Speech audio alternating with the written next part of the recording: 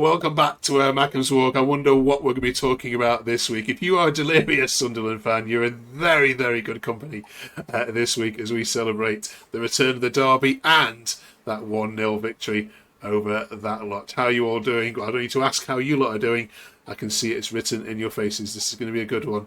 I can see. I hope you're doing well. Don't forget, of course, when Sunderland promoted, we had messages such as these from the Mags. Easy 6 points for next season, and next season only. It's going to be fun smacking the Mackems 5+ goals, only for that to happen this weekend. Hope you're all doing well. We've got Leo, Charlie, Dylan, Sean, and Jamie back with us. Dylan, you're sporting a brand new jumper there, I can see. Let's just have a quick look at that show. Yes, so this is a Sunderland official club shop / Dylan Parry collaboration. I'm a big advocate for upcycling, and I thought it needed a bit of pizzazz added in the festive spirit. Why not get good old Saint Nick front and centre with his good old signature celebration? Because he certainly gave us a gift on Wayside this winter. Brilliant. I think we should say just laughing, should we, for 20 minutes this week? It'll be, I mean, the whole footballing world salutes you, by the way. Absolutely fantastic to humble those bastards. We don't like them either, as much as you. Right, Sean, that was your first taste of the derby then, one that you can remember anyway. Did it live up to expectations? Yeah, definitely. Like you say, I was actually I would have been 9 the last derby, and I remember the 4 goal, but other than that was probably just reading the programme the rest of the game. Not bothered, can't remember the atmosphere or anything. So yeah, was unbelievable to witness, and then obviously Armada decided to score for us. So yeah, it was unbelievable. Yeah, let's just talk about the atmosphere a bit, Charlie, shall we, before we get into the actual game a bit. I mean, on TV it came through as impressive, the music, the visitors up instead of their name, the tifo as well. Yeah, was it? Is that the best game you've ever been to at the Stadium Light? It's definitely up there. I mean, it was, despite the fact that we were only 1-0 up, it didn't even really get that cagey. I mean, it was a little bit in the last 10 minutes. But even then, that was mainly just because they started scrapping and I was like, oh, well then, let's get a bit of edge to it right in the last minutes because they've decided to turn up. But all throughout the game, it was just always up. We always felt on top. The pettiness from the club, love it. Absolutely superb. I thought they weren't going to bother doing a team picture, but honestly, I'm all for it. I know some people have been kicking off about it on Twitter, because it's a bit ridiculous, but just get to know the backstory, man. It was absolutely class. Brilliant day out. Loved it. Mint. Let's do it all again. Jamie, you've seen a few more of these than these lads on here, but how does this one rank for just, because of the length of time and the bitterness of them and, their Champions League and everything, does this one feel a little bit different? They all feel incredible when you beat the Mags. Let's not lie about that, forget about the previous ones, but fresh in the memory, all we've heard for the past so many years is we've had the best striker in the world last season, they've had the best centre midfielder in Europe with Tonali, they've got England's best 2 full-backs in Hall and Livramento, Gordon's going to start in the World Cup. They were absolutely shite, from first to last minute. Mukiele was too good for Gordon, Ballard didn't break a sweat with Voltemada, and Ronaldo, I mean, he didn't get beaten all day by them. They were terrible. The worst team to visit the stadium this season, and I'm not even just saying it because it was Newcastle. It didn't affect our goal. Roofs never looked bothered. They could have been there now and they wouldn't have scored a goal. So yeah, comfortable 1-0 win. I know we didn't score the goal, but they were never going to score one. They were terrible. Yeah, let's have a look at the one player you mentioned there. Dylan Steesers, yeah. Those are magnificent. I can't believe we got him for a free. He's one of the best left backs in my lifetime, and that's obviously some praise. Dylan, do you agree? Yeah, I mean, in terms of our recent history, he's probably far and away the best. When you watch him play with the tenacity and the conviction he has, you can tell that he's been playing under Diego Simeone for the past 3 years in the Champions League for Atletico Madrid. He's absolutely sensational in terms of his defensive work. His one-on-one defending is fantastic, but but even on the ball, driving forward, he's the first one of our defenders I want to see on the ball during a counter attack, because he just darts forward and into the space, and he's absolutely fearless. And one thing that he did do yesterday, I can't remember exactly what point in the game it was, but it was that tactical foul to stop their counter attack where he just took the yellow card. That was such a sensible foul to make, and it wasn't rash. It wasn't a split second decision. He knew exactly what he was doing, and it stopped the counter attack that I'd like to say we might have conceded from, but as Jamie said, we could have been there all day and they wouldn't have scored. They were absolutely terrible. One thing I do want to say, as while we're discussing how bad Newcastle were, is that I genuinely saw similarities between them and the performance we put in the FA Cup when we got beat 3-0. The only difference there is the disparity in quality is a mitigating factor for when we played so bad. They genuinely, considering the quality they've got, look so sheepish, so not up for it. I thought it was absolutely disgraceful. And had I been a Newcastle fan, which thankfully I'm not, I would have been abhorred with the way they played. Cheers, Dylan. Right, Leo, if you can, summon your voice to give us your view on it from where you were high up in the gods near the Mags, were you? Yeah, right next to them. And I've replied to Newcastle's tweet today saying thank you for the support, because, I mean, I was sat 5 yards away from them and they were very, very quiet for the whole game, especially that second half. I feel like every single time they even tried to chant up, we always rebutted with something ourselves, and we're tenfold louder than them, even at 0-0, even before the game. They were just, it was just a game where, like Jamie said, they just had nothing. The fans had nothing to shout about because nothing was going on the pitch. Like you said, all the quality that they're supposed to have, when this man above us has taken Tonali for a dog walk all game. And then, you know, I feel like it would have been a bit of a closer game if Elanga actually played. But, you know, when your big signings can't make it on the pitch, then it's always going to be an uphill battle from there. We just bossed them physically, but not even in the way we played. We weren't the best ourselves, but it was just so easy, so comfortable for us in the physical side of it that they just caused no trouble at all. Yeah. Are you surprised, Charlie, at just how easy the game was to manage? Yeah. I mean, if I'm being honest, I don't think we did manage it particularly well in the last 10 minutes, but they just didn't punish us at all.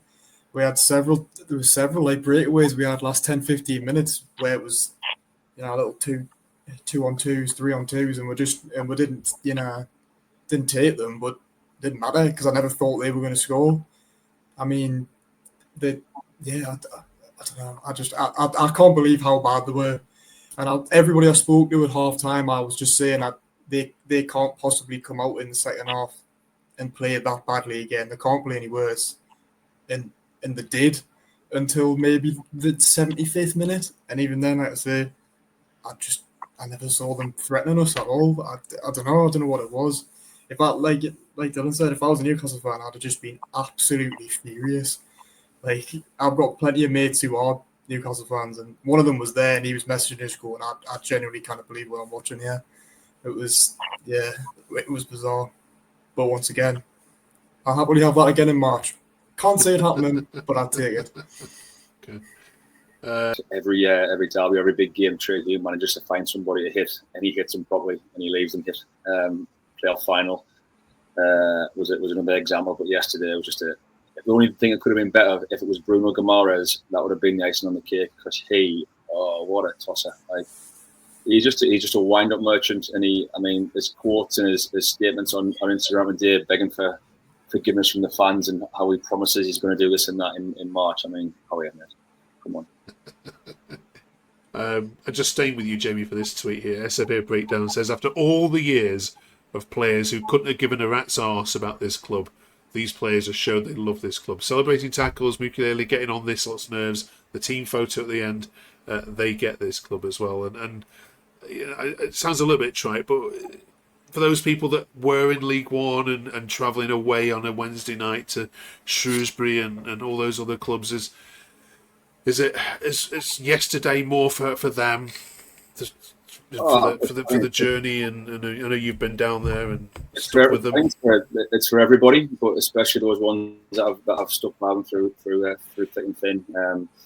I remember being at Accrington Stanley on an away day where it got abandoned because it was pissing down, and you think, what are we doing here? But like, you've got to go through those moments to experience the bad, to kind of really enjoy the good. And yesterday, it was certainly like icing on the cake. This season's all to play for us. If we can get through the next few weeks and get to January and maybe bring one or two more in, who knows where we could end this season? Could you push for the Europa Conference places? I don't know. I'm not saying we can, but there's certainly a prospect the way we're going. And if we get to January and spend a few more quid and just upgrade in one or two areas, then this might not be the tip of the iceberg. It might just be a very, very good point along the journey. But yeah, it's been a long time coming. But for all the fans, I think everyone deserves it. And how much, Sean? I mean, it's a stupid question. How much do we have to thank this fella for? I mean, when we first heard of him last year, and he was down in the Championship in his first year, when we were chatting on here, going who? I think the whole Premier League and internationally now, and here's a worry, knows exactly who he is right now, don't they? Yeah, since he came in, everything's been unbelievable. Like, he's done, like, I wouldn't say he's had a time where like people have doubted him really. Like, it was a few, maybe the last 5 games of last season when like people thinking we can't go into the playoffs, 5 games unbeaten. But yeah, like, unbelievable. Like, the tactics, like the fact that you can change it during games and stuff. It's just, yeah, unbelievable. Like, he's the reason why we're where we are today. So, and the staff as well, obviously. Leo Voltemade, the man of the match for you then? Well, I think he's been signing of the season, if you ask me. Coming up with big goals and big moments, that's what you sign your striker for, isn't it? And that's what you spend the big bucks on, because it was a lot of money. And for him to get the winner in a game like that, that's just, made every penny worth it. We've already got a song. I've already seen at least 3 memes about him. Yeah, I mean, no one's going to feel sorry for him, are they, Dylan? At all. I mean, how can you feel sorry for him? He got a round of applause as he left the ground yesterday. He got a true hero's exit, albeit from the wrong set of fans, at least from what he would have imagined when he woke up that morning. But applause is applause, and he made the decisive moment in the derby, and I'm sure that's all he wanted going into the game. It's just a shame. Do you know what it is? If someone had told him that you meant to swap ends at half time, maybe it would have been avoided. But the way I think he was just surprised because he saw a half decent cross coming in his way for once, and he thought, "Oh, got to get on the end of this." And it might have been a bit discombobulated because it ended up in the back of his own net, unfortunately. I just want to say about him as well, where fans are saying like, "We'll never let it down," or "You'll never let it down." No, we won't, because we've heard for the past 2 years how bad Ballard is because of his own goal and giving away a penalty. So we'll continue this until he scores that trick against us, which won't happen. Loving this, by the way. Dylan, yeah, and some of the social media pundits for Newcastle, yeah, we'll see you March 21st. They're already got the date. Got the date in line. I think you've put him down a few pegs there, Dylan, haven't you? In your replies. Oh, my mate Josh, man, he's had a rough 24 hours, hasn't he? No, to be fair, I can somewhat respect getting straight back on the grind, because I texted him as soon as the match was yesterday. I was like, I'd log out for a week if I was you, because you're just going to get absolutely cooked. And he's straight back on with the Sunderland slander the following day. So if he's anything, he's committed to the brand, and I think that's commendable. But I think he needs to go and have a lie down, because his head's been gone. His head's gone. Okay. Right. Charlie, Jamie, anything else from the game we haven't mentioned? Any of the players we need to shout out, or anything you noticed that's just it's funny to mention? Who actually got man of the match on Sky? Who was given? Yeah, good question. Actually, I don't know. There was Ballard. Ballard was given man of the match. Yeah, faultless to be fair, but no, I think Alderweireld had a bit of a shaky few moments in the first 10, but after that they were all faultless, to be totally honest. Brian Brobby put an absolute shift in up top, and then I thought Brobby was immense. He took a lot of kicks. I didn't say that they're saying he should have got a red card. I haven't seen the second incident yet, but they're twisting that he should have had a red card, and that's one of the few things that they've been twisting about. So no, I think everyone. Quickly, James mentioned Alderweireld there. I think, and he did have those few moments in the early stages. And what I've realised with him is 95% of the time, most press-resistant defender I've ever seen at Sunderland. That other 5% of the time, because he's so calm, so composed, he's actually too chilled out sometimes, and obviously that leads to him losing the ball. But what I'll credit him with is that when he does lose the ball, he's the first one to chase it down and win it back. So long may it continue, because he does a lot more. He does a lot more right than he does wrong. And as long as he don't end up costing us, I don't mind it, because if we still get the times when he wants to just drop the shoulder, get around the defender, you're not going to pull it off every time. But he's been fantastic. He still looks comfortable in possession. He doesn't break sweat in possession. I think Ballard was the one I was a little bit more concerned about when he was getting the ball in tighter areas, but Alderete is just cool as a cucumber. Yeah. I think one more as well is Lefebvre. I thought Lefebvre was unbelievable yesterday. Not for the whole game or not for his whole performance, but he had probably about 3 different 10-minute spells where they couldn't get near him. And I mean, I know Jamie's been saying it on here for the past, since January when we signed him, he needs to play down the middle, because on the wing, you can't get the best out of him. But when he's in the middle and he's getting in those central spaces, he is an absolute player. He's one of our best players. When he's on his game. I think he gets thought of as just like kind of a super talented ball player, but his off the ball running.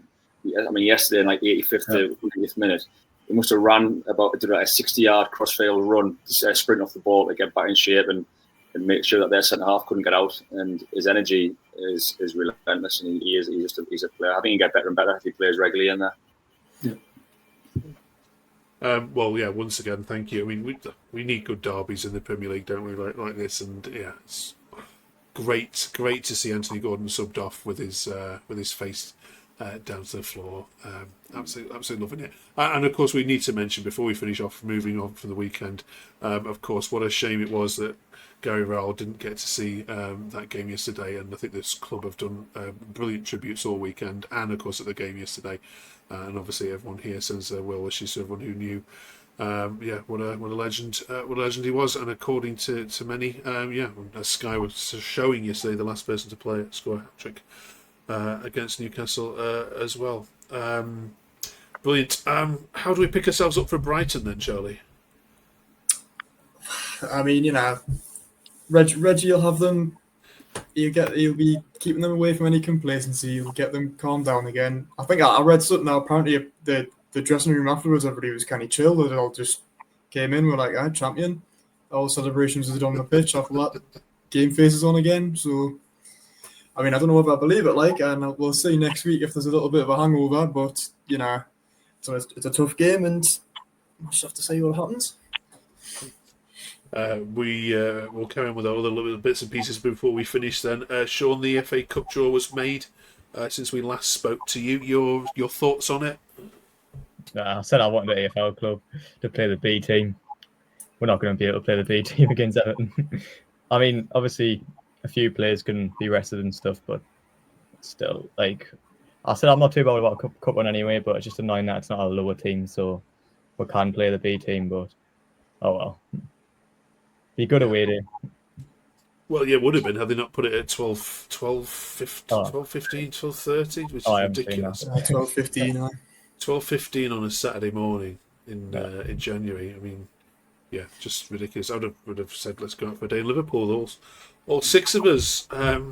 But yeah, not to be. Well, won't wish you good luck with that one.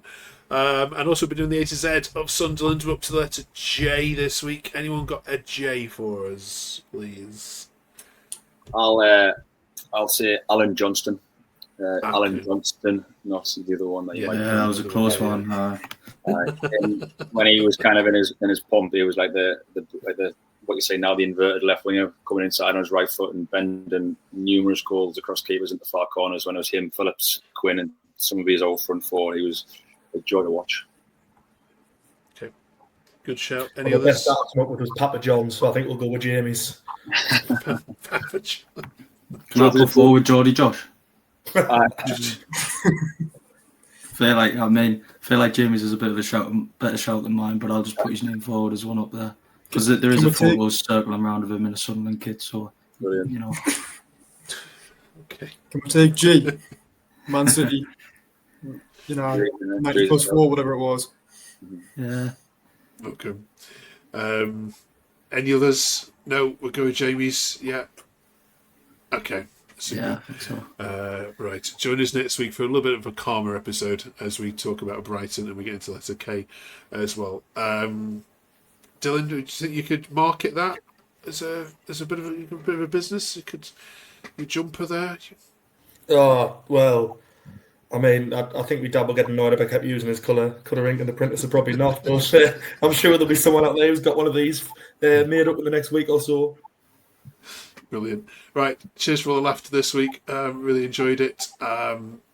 Congratulations on winning that game. Absolutely fantastic. Loving it.